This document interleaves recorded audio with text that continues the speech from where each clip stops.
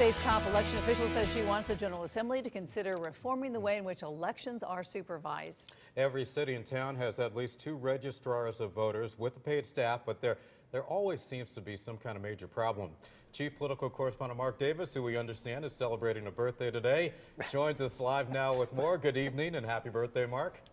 Boy, you really can't get away from it. I'm trying to forget that birthday. Thank you very, very much. And to everyone else who has been telling me happy birthday today.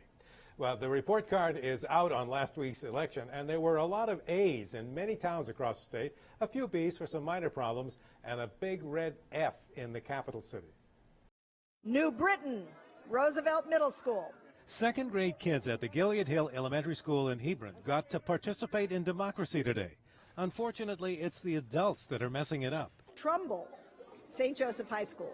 The kids were drawing the names of 77 voting districts across the state for the annual post-election audit to hand count ballots to make sure that the optical scan voting machines used on Election Day are accurate. The audits have never found any gross errors. But on Election Day, the Hartford registrars had a big human error.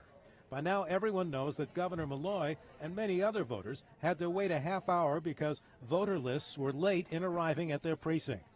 Secretary of the State Denise Merrill, the top election official in the state, describes herself as on the warpath about this. It's very difficult to get standards the same across 169 towns.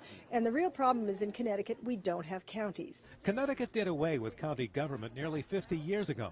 In most other states, there are county or regional election standards. Here, the registrars have deadlines imposed by the state, but how they get things done is up to them. If you had a regional system, though, you'd be able to institute some training, you'd have some certification requirements.